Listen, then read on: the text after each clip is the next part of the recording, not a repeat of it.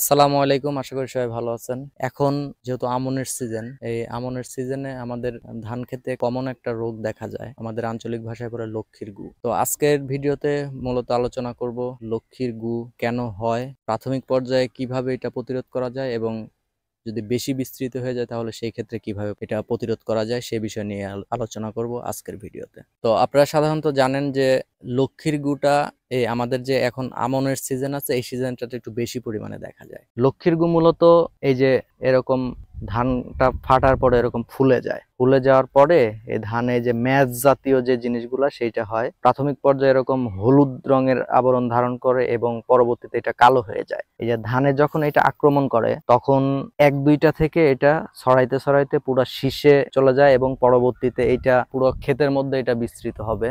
তো এই লক্ষ্মীর গুটা কয়েকটা কারণে হয়ে থাকে।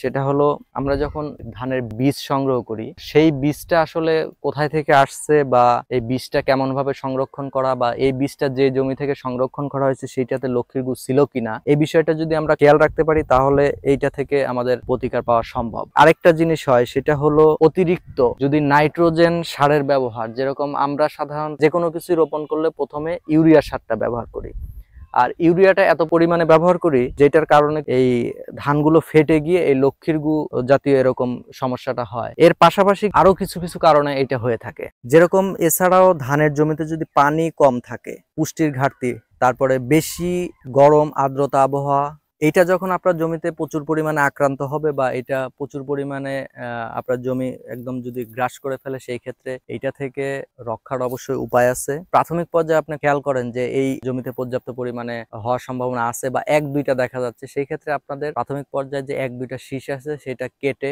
পলিথিন জাতীয়, মানে এইটা বাতাসে যাতে না উড়ে এরকম পলিথিনের মাঝখানে যদি রাখেন, রেখে এইটা আপনি পুড়িয়ে ফেলতে পারেন বা এমন জায়গায় গিয়ে আপনার রাখতে হবে যেন সেই ক্ষেত্রে বাতাসের মাধ্যমে যদি যাতে না ছড়ায়, তাহলে প্রাথমিক পর্যায়ে কিন্তু আপনি এটা থেকে রক্ষা পেতে পারেন। কিন্তু পরবর্তীতে যদি এইটা আবারও দেখেন যে না আপনার জমিতে বিস্তার আকার ধারণ করতেছে বা প্রচুর পরিমাণে এটা ছড়াচ্ছে, তাহলে আপনাদের অবশ্যই এটার যে প্রতিষেধক যেই ছত্রাকনাশক যে ঔষধগুলো আছে সেগুলো অবশ্যই আপনাকে ব্যবহার করতে হবে। এখানে কার্বেন্ডাজিম গ্রুপের যে কোনো ছত্রাকনাশক ঔষধ আপনি প্রয়োগ করতে পারেন। ধানটা ফুলে বের হয়ে এটা দুধ আকার ধারণ করবে, তখন আপনি কিছু কিছু ঔষধ এখানে প্রয়োগ করতে পারেন। যেরকম সাধারণত আমি আমার জমিতে এর আগে যে ওষুধগুলো দিয়েছি আপনাদেরকে কিন্তু বলেছি, অ্যামিস্টার টপ যেই ওষুধটা প্রয়োগ করেছি সেটা কিন্তু অনেক কার্যকরী একটা ঔষধ, ধান ফাটাটা যেটা, এটা থেকে রক্ষা পাবেন।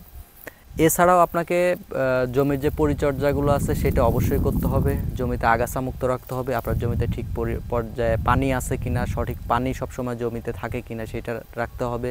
সবচাইতে বেশি খেয়াল রাখতে হবে আপনার জমিতে যদি কোনো প্রকারে ছত্রাকনাশক জাতীয় যদি কোনো কিছু আক্রমণ করে, সেটা আপনাকে সাথে সাথে বলতে তাৎক্ষণিক আপনাকে সেই ব্যবস্থা গ্রহণ করতে হবে, তাহলে এই লক্ষ্মীর গু হওয়া থেকে আপনি রক্ষা পেতে পারেন।